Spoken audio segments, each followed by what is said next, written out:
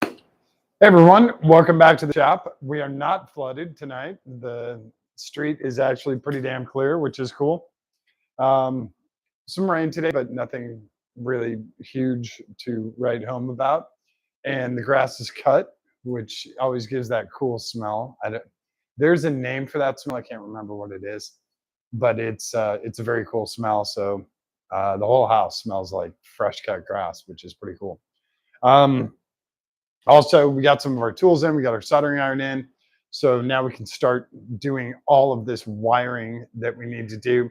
I started on a little bit of the jumper wires earlier today, but I wanted to show you guys one that is uh, it's an upgrade to the original wiring in this car. So this car's a 1980 and the wiring was okay, but we're 45 years later, we can improve the wiring a little bit. So that's what I'm going to do in this is give the OEM wiring just a little tiny bit of an upgrade.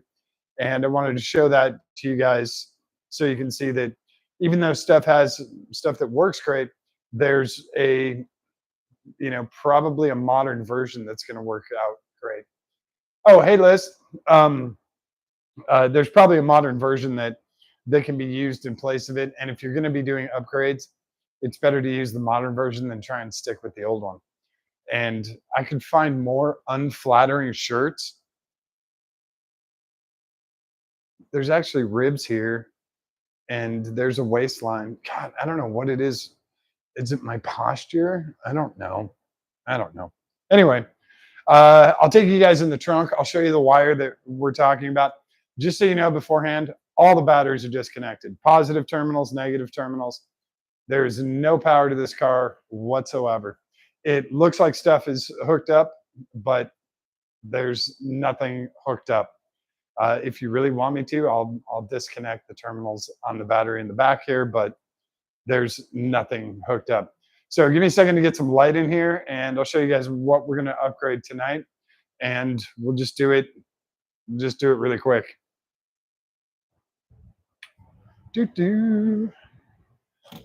This light should work. Looking for my other shop light, which is probably nearby.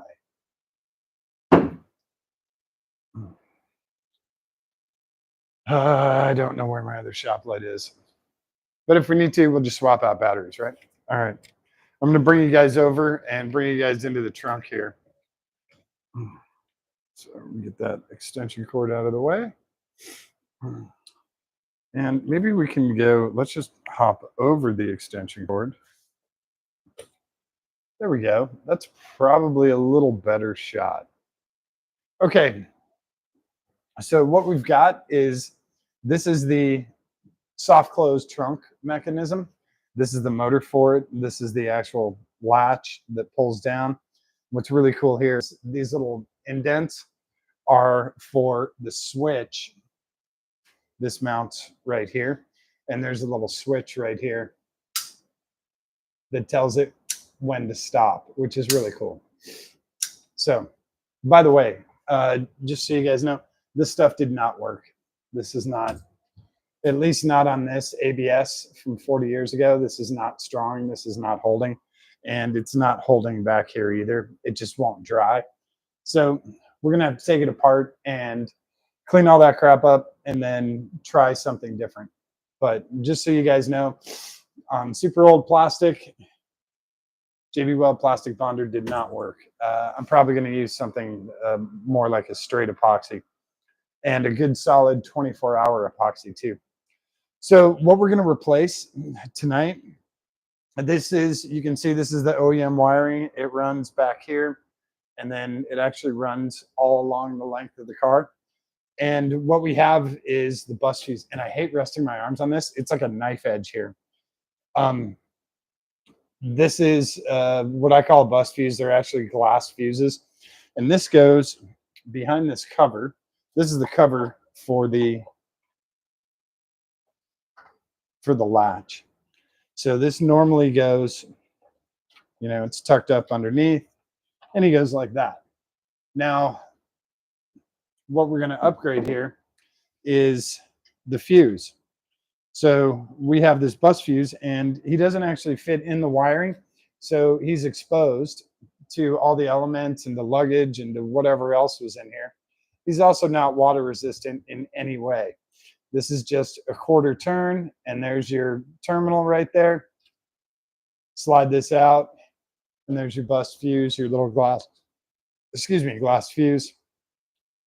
This is not water resistant in any way. It's not weatherproof. It's none of that. So my nose is running, I think probably from the grass. So we're going to take some of this open, and I can see where it goes up here. So if I really wanted to, I could undo this 40-year-old, 45-year-old white electrical tape. I'll probably just end up cutting it. But our positive goes all the way up here. So we can probably leave a bunch of this, and we're just going to trim the minimum that we need to. And what we're going to put in its place is this guy, and I'm going to take him out for now. Give me a screwdriver.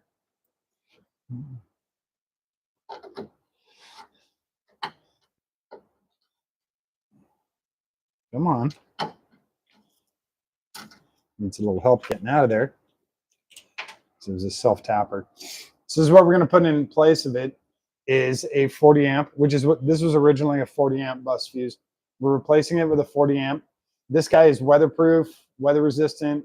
He's also going to be tucked away behind that cover, so he's going to be protected. Now these guys are a little different. You mount the top part, like I said, that gets mounted to the car, and then you pull out, and there's your fuse. And this is our 40 amp. Yep. And on the case, I wrote 40, just in case someone's searching for a fuse. You know what size it is. We're going to use as much of the new wire as possible and as little as of the old wire as possible. But in this case, it's going to be a very short, very, very short connection. So I'm just going to set this guy back in here so we can get a length measurement and see where we're going to be cutting these guys. I'm going to pretend he is mounted. And so what we'll do is run this about here. And this guy, he's going to be about the same, a little bit shorter. So we'll take about an inch off of him. And that's how it's going to go. It's going to be a much better connection, a much better I don't know how else to say it, a much better connection for, this is full-time power. So this is always coming from the battery. If this shorted out for some reason or had some kind of draw on it, I mean, it can short out with water very easy. Then all of a sudden you have a battery drain and your car won't start, whatever. So that's why it's good to have this type of fuse in here. It's much better protected. The chances of a drain are much lower. So we'll do that. We've got our heat shrink ready. This is our 4-to-1. I don't know, I'll probably use that much. I don't really need that much on there, but I'll probably use it all. And we have our soldering iron. So first thing I'm going to do is heat up the soldering iron. This is a digital guy, and he says off right now. And I'm going to hold the button down, and he's coming on. He's at 750 as a default. So for most of the wiring in a car, you're not going to need more than like 660. I like 660. Whoa. I think 660 is a nice solid number.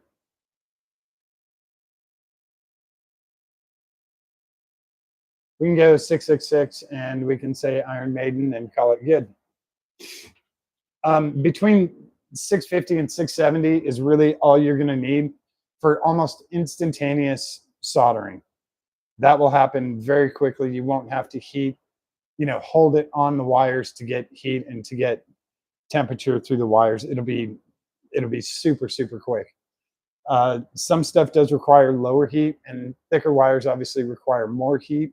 If you're doing an aught gauge, you're obviously not going to be using a $25 soldering iron.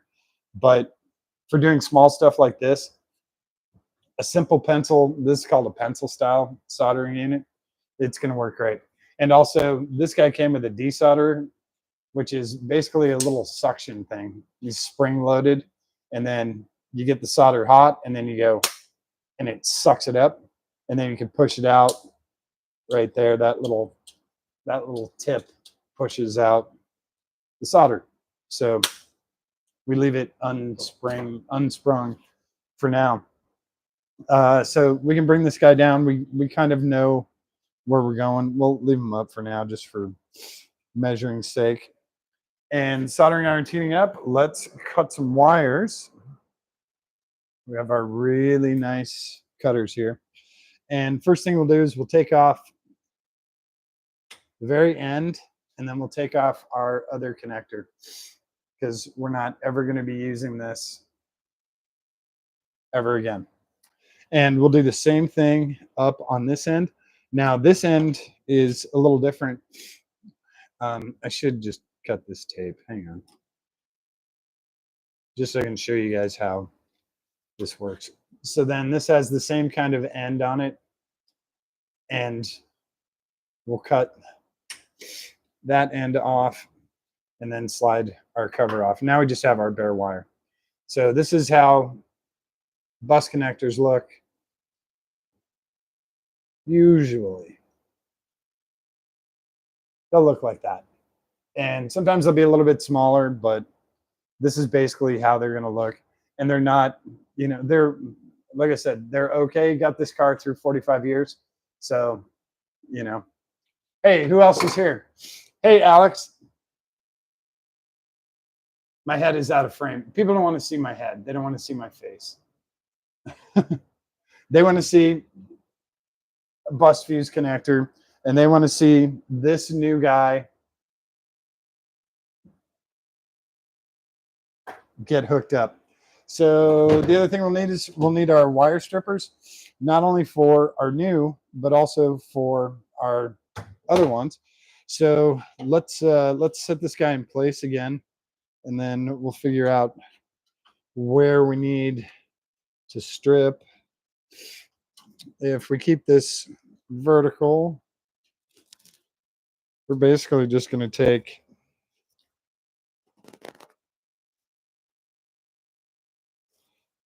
it's going to be pretty short.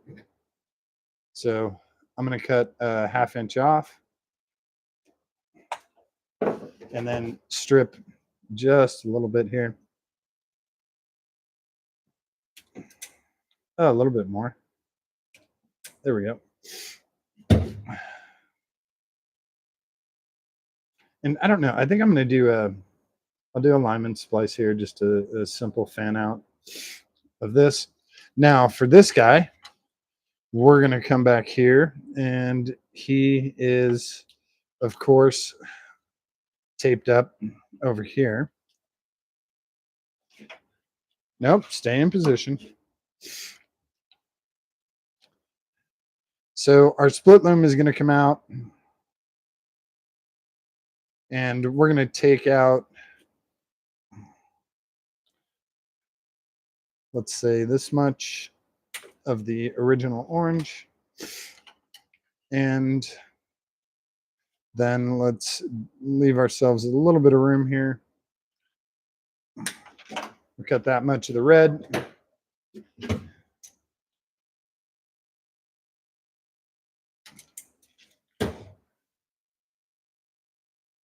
So we're just going to fan him out instead of twisting him,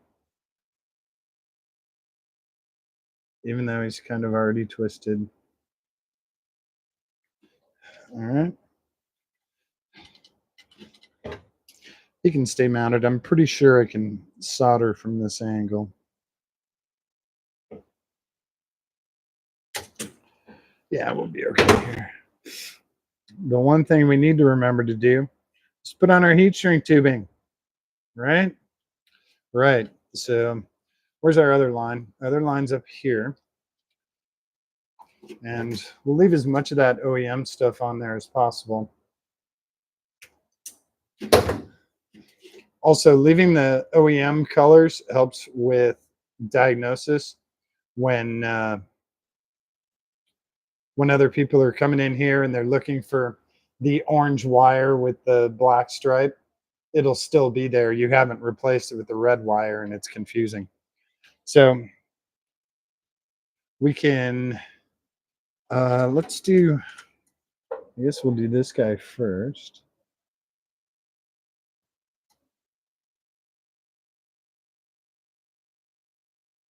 Yep, he's going to work great. So let's do our solder or our heat shrink. And we don't need this much heat shrink. So we're going to trim some of this off. Actually, screw it. We're just going to leave it on there.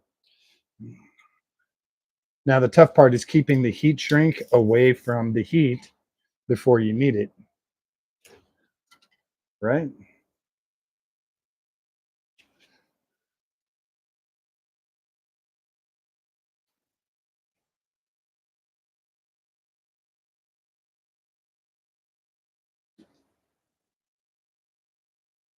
Oh,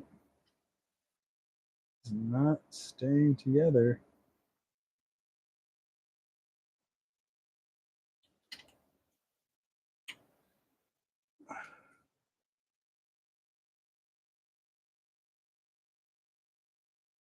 All right.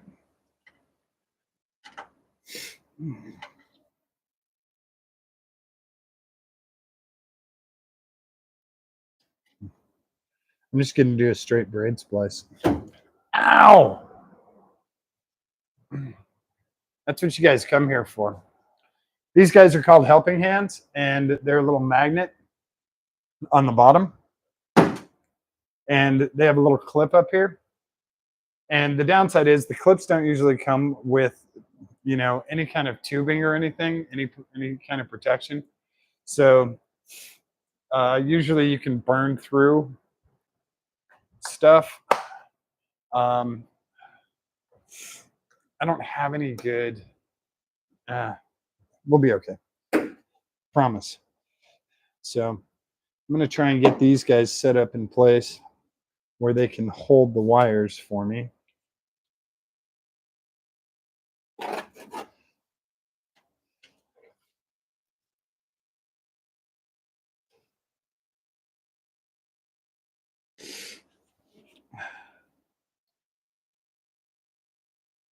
So that I can get them soldered.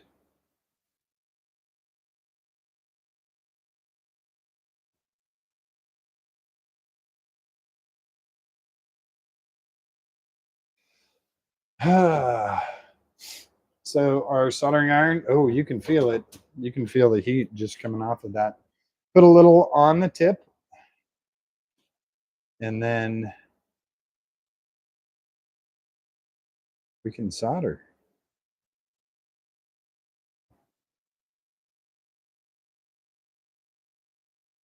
You want to make sure it goes through as much of the wire as possible. Oh, this is hard to see. And that it all gets soaked in between the two wires.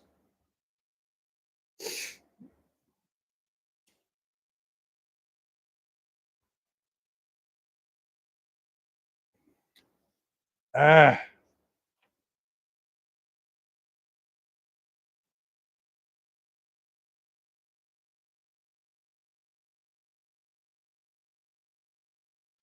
Now the solder will obviously melt quicker than the wires.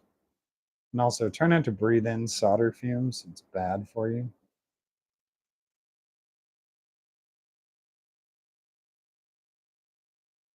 Come on, buddy. There we go. This fuse holder is 1 gauge up from the other from the original wire. So there we go. Nice. And spread that evenly. And we should have a nice solder joint. Try not to change the settings. Yeah.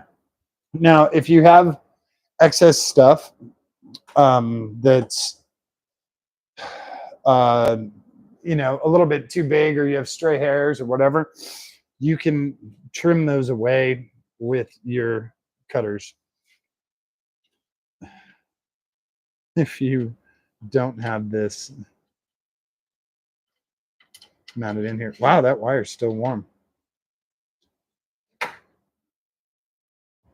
So I got a few stray hairs here. It's actually just a clump of solder that didn't quite make it.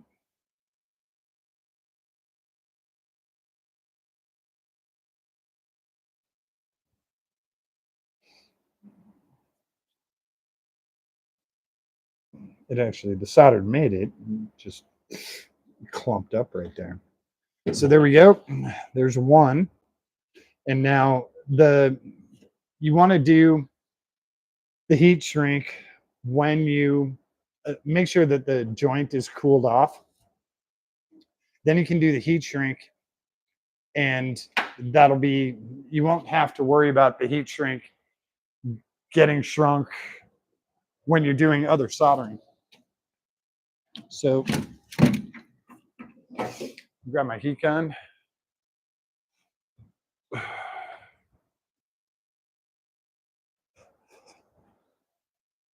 Hopefully it reaches over here. We're going to try and find the middle, and then we'll do one end and then move our hand.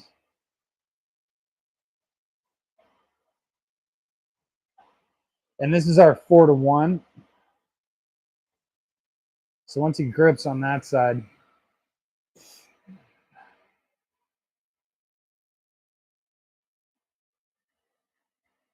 you come over and he'll grip on this side. Make sure you go all the way around. This isn't something that's going to see heat very often, so you want to make sure you get it done right the first time, because he's not going to get hot enough again to do again later. So there's our first connector, or I should say our first wire, and we'll come back over here and our next wire. He got a little frayed over here. He's pretty strong, so make sure we're not crossing over anything or anything like that. We're going to shorten this guy up a little bit. There's a bunch of different ways you can do this wiring. You can actually tin both these ends and then just set them side by side. You can do the fan out like I'm doing here. You can do alignment splice. You can do a whole bunch of different splices. And usually they're all very good connections. You're not going to lose a ton of voltage. You're not going to gain a ton of resistance. You have to really kind of jack things up in order to have stuff like that happen.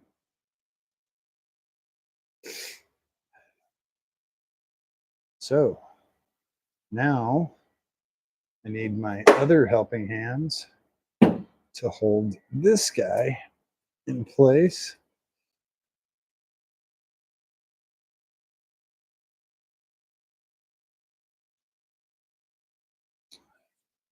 So these guys give us a nice smooth connection. And I'm sweating into my glasses, which makes it very difficult. Hang on. All right, wipe down session. Hang on.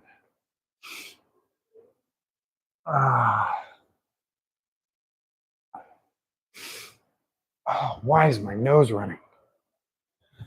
Okay. We got comments here. Just chase the soldering fumes with brake clean fumes. Oh, yeah. Yeah. That's actually As funny as that is, that's probably a very bad idea.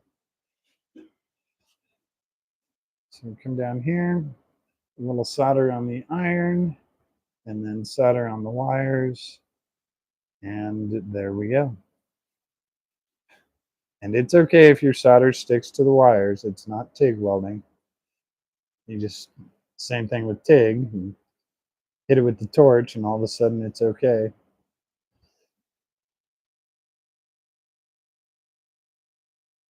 Come on, buddy. This is the other problem with good wire. Ow, that was hot. Um, it takes a while to heat up, but when it does, damn, it stays hot. So making sure we have 360 degrees. So we come from the bottom to make sure, or we have solder soaking from the top through to the bottom. So we might have a little extra globule on the bottom that we cut off, but that's okay. And there we go.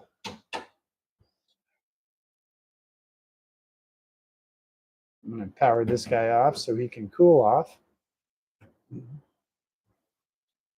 Don't need our solder right now. Believe it or not, this solder is actually from Radio Shack. See that?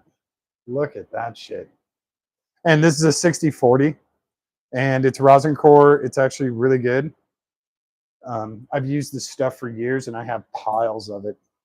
So I really like that. I bought a lot of it. I bought a lot of it, just before Radio Shack decided to call it quits.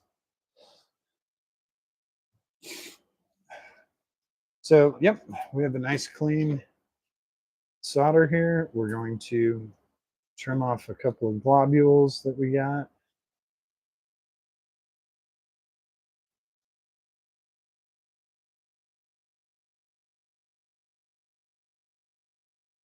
If I can see them. All right, there's a big one from the bottom here. You guys would probably be able to hear it clink against the car. Nope. Oh, we got a stray here. I'm going to get rid of this wire. And also, when you're cutting solder, it's actually very soft. So you'll never guess what we forgot to do on this one. Do you guys remember? Yeah. We forgot our heat shrink. So now we have two options. We can deep in from here, or we can deep in from here, or we can resolder. What should we do? Deep pinning from here is a mess. So we'll resolder. This is part of the deal. This is the price you pay for, doing all this. Oh, if I could breathe, it would be okay. So power our guy back on.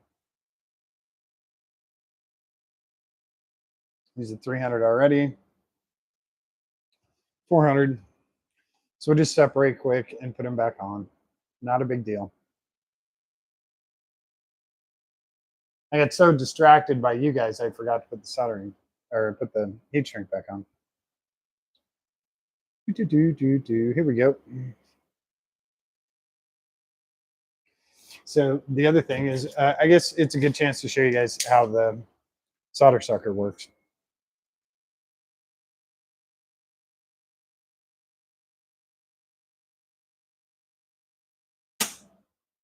So didn't really get any that time.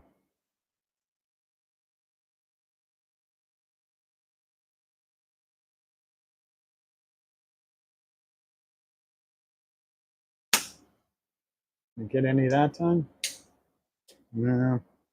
But this stuff's coming apart. The problem is I didn't have a ton of excess.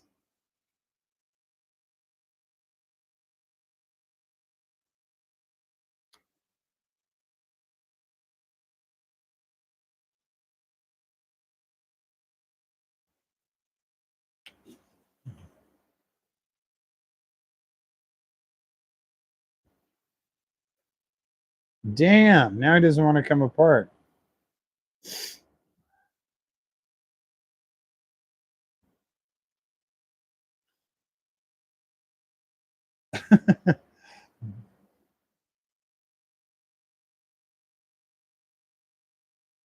Come on. Whoa. Whoa, whoa, whoa, whoa.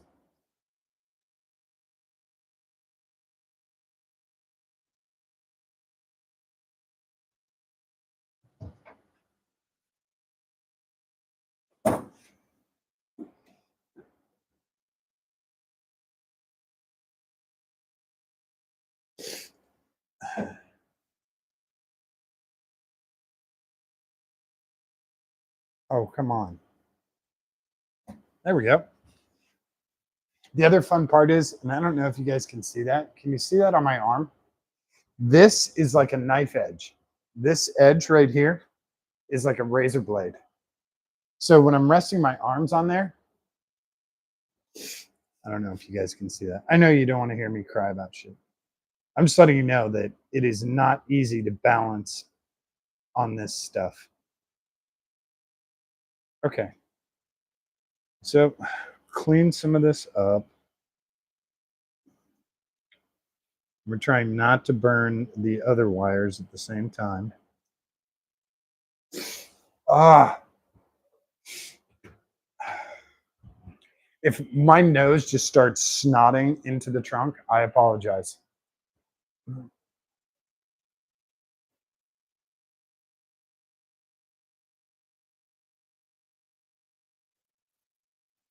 Oh, that's just awful.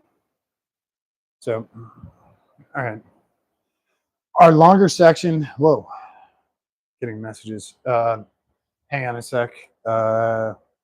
This is about my shop in Ohio. Hang on. Need my phone.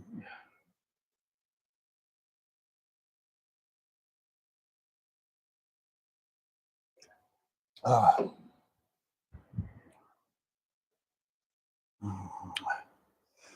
cool. Shops all closed up in Ohio. Cool.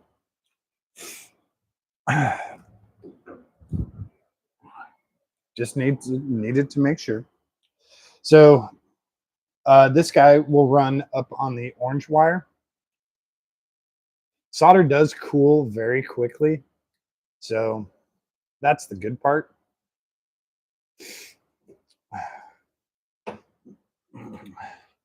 Now to redo this, we'll probably have to do it side by side. I can't really fan it out anymore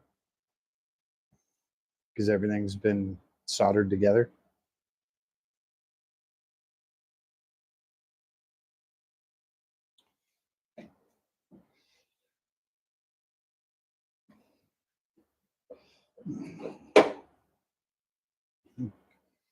I know this guy's pretty far away. That's part of the problem. Get some strays here. I probably could. If I was really good, I would clear out. What the hell? All right, come on, buddy.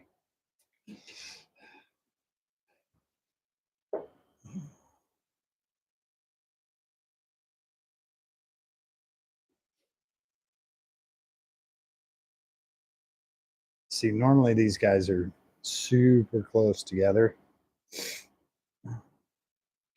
But the problem is I don't want them digging into the insulation.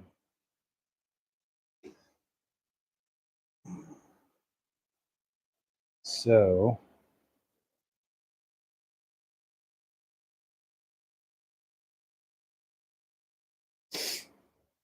we're going to try and get this as clean as possible. Why won't this guy stay level? One guy's unbalancing.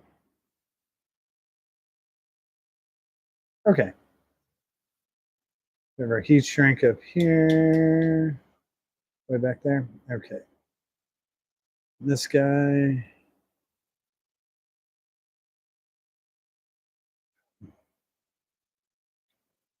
You're gonna have to be kind of quick on this.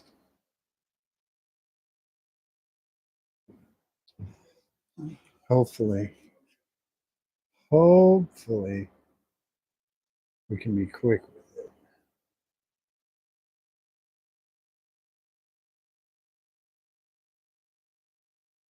Come on, buddy. There you go. Top to bottom, or bottom to top. Side to side.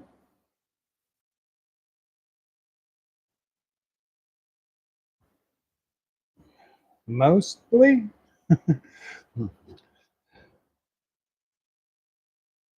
This is really hard to see.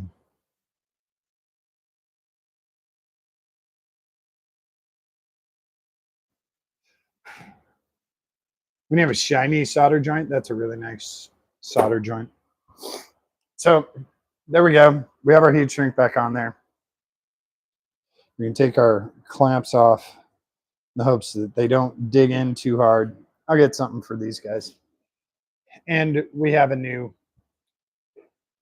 joint. And let's do some trimming while this is still warm.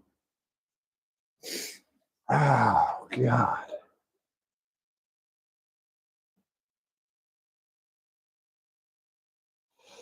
Can also trim off excess. If for some reason you have a sharp edge or something like that, you can actually file this. You can take a file and believe it or not, you can actually file and sandpaper and polish solder joints if you want to go that hardcore. Have I done that? Yes, I have. But it was a very expensive project for a very, very important client, and I don't regret doing it. So let's get this in the middle.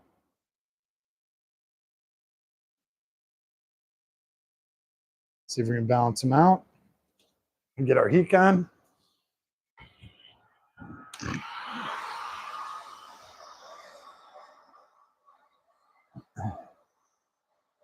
There he goes.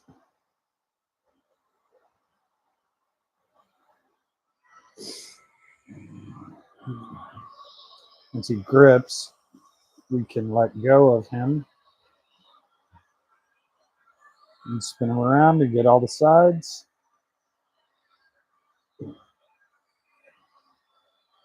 I almost got it centered. There we go.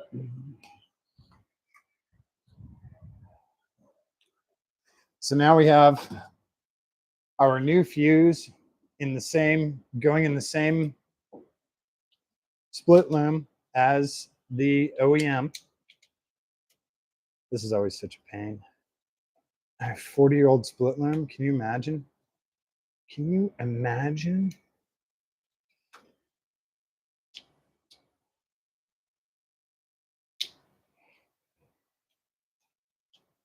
What's amazing is how brittle it isn't. I figured it would just snap apart, but it actually hasn't. So now we're going to run this up to the heat shrink.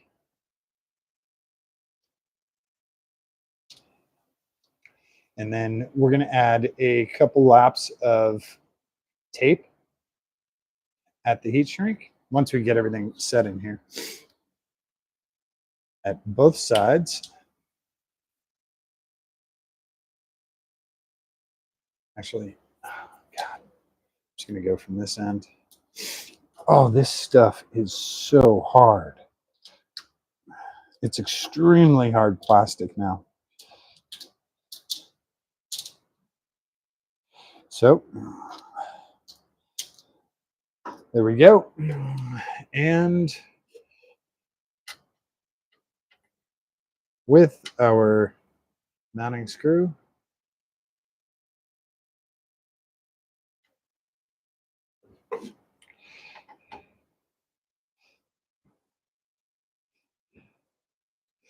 we have our new fuse in there, and he comes up perfectly. Once we get the tape in there, this will work a little bit smoother, but he's going to work perfect for our door catch. It's all very OEM. I might actually do electrical tape and then a piece of cloth tape around it.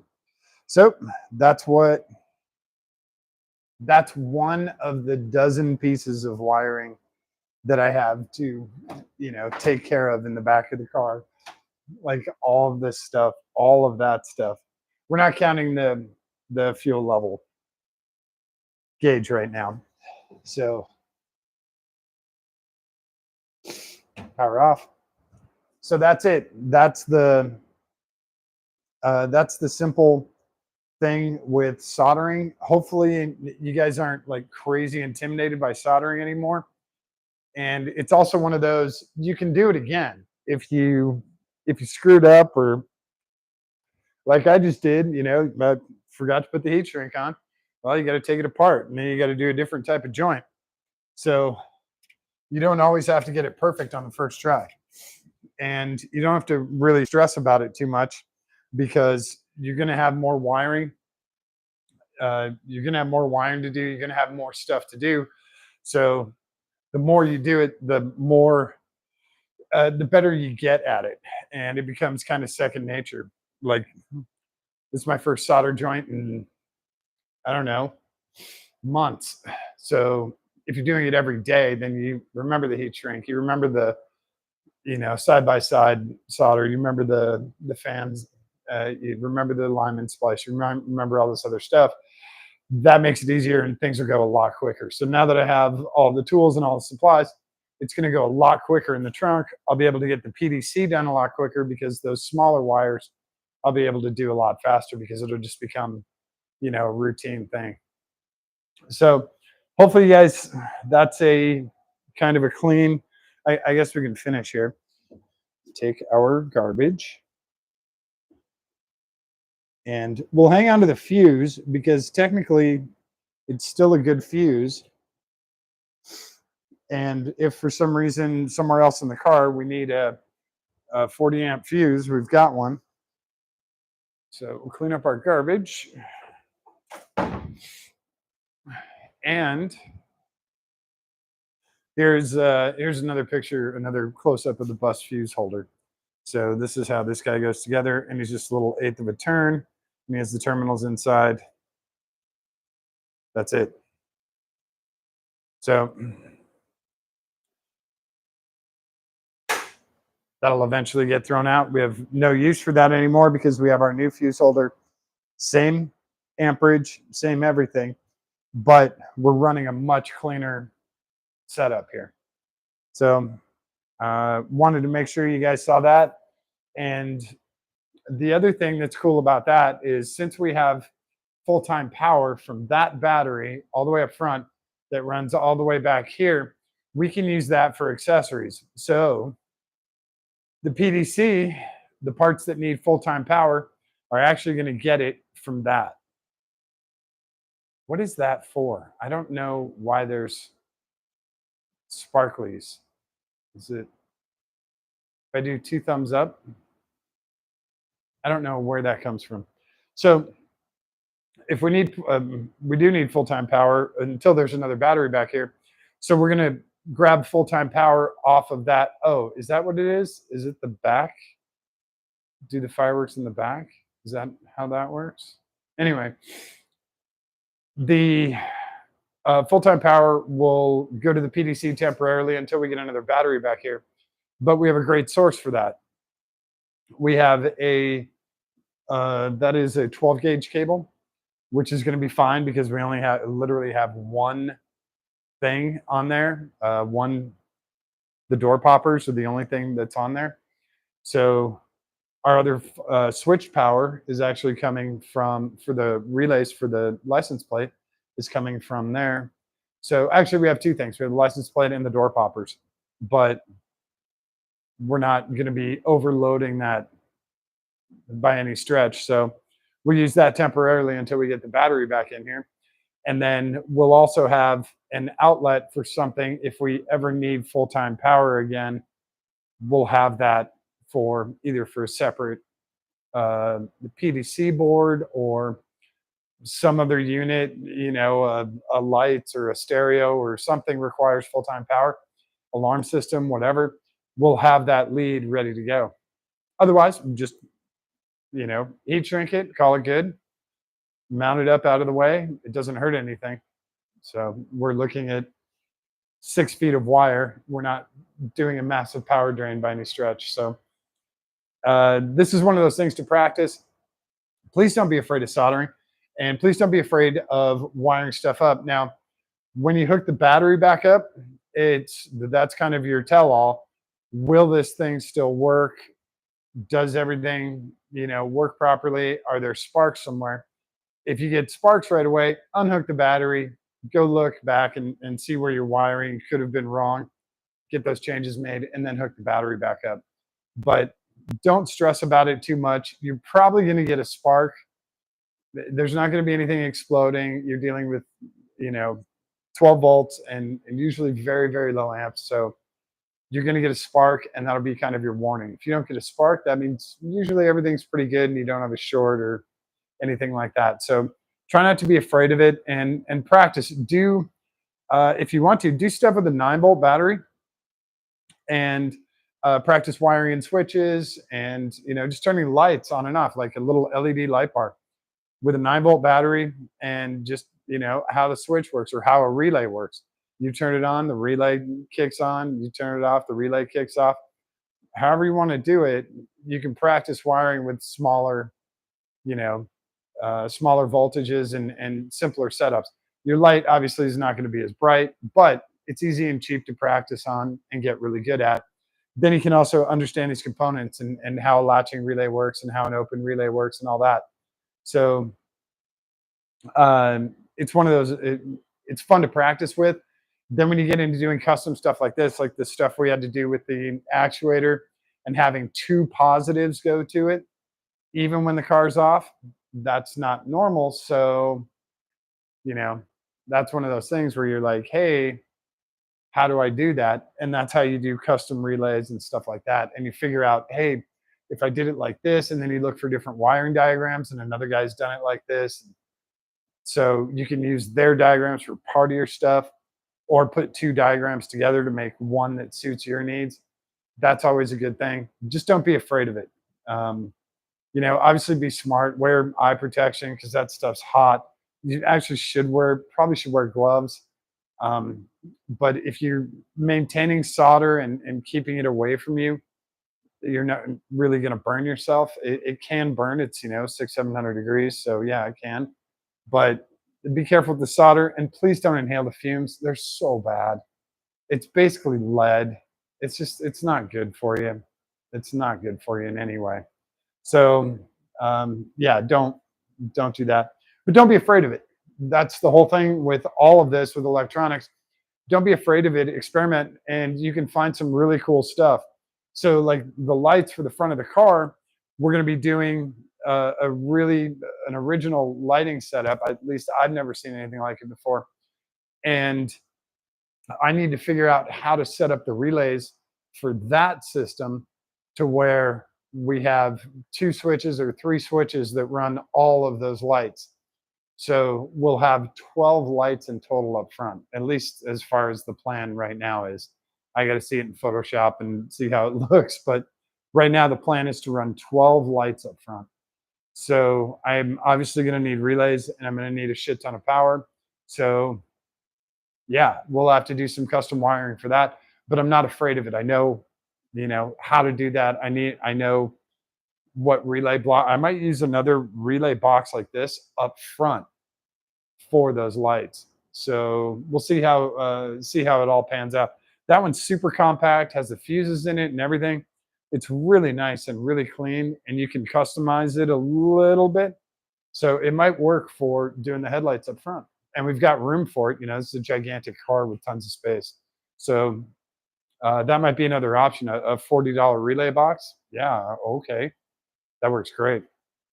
And it's modern and reliable. It has the LEDs that tell you if it's on or off or whatever. So, or working or not working. So it might be an option. It's fairly weatherproof. We'll see. Um, I'm going to get a bunch of this other smaller wiring stuff done. I'll definitely show you guys the PDC when it's all finished and when we have it wired up, and I'll show you how the door actuators got wired, how the license plate got wired, etc. So you guys can see how these things sort of interact through the PDC. And hopefully you enjoy it. I'm glad you guys are liking this stuff. If you do have any questions, comments, whatever, please let me know.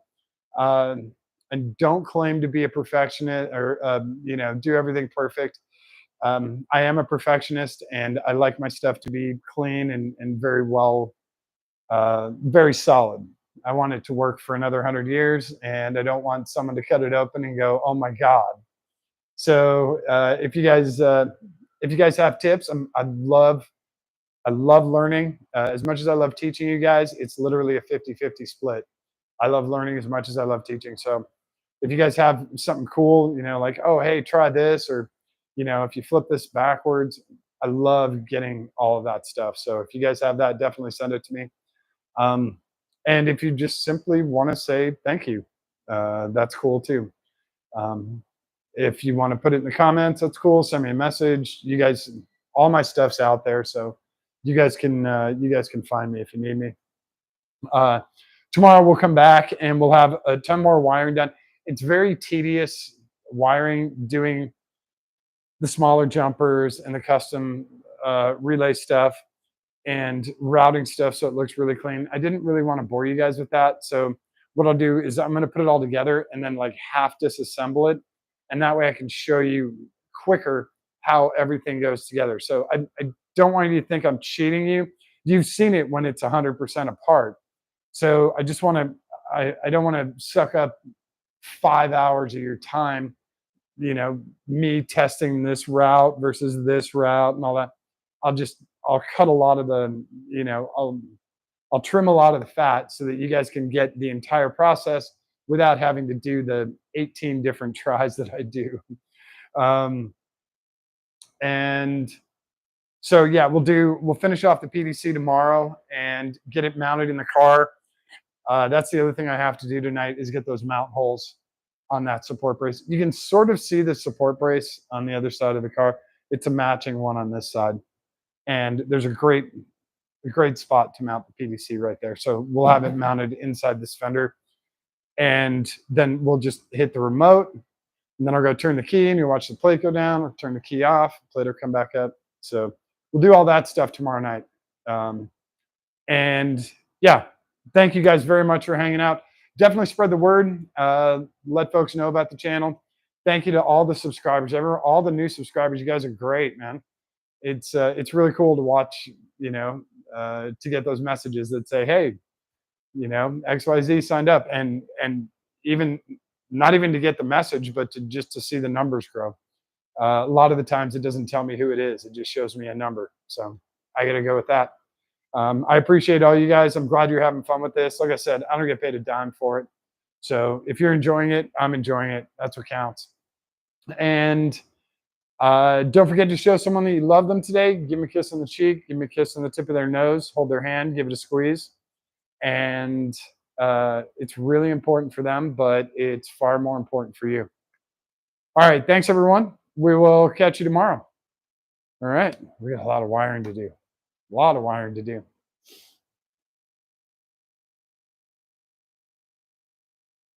A lot of wiring to do.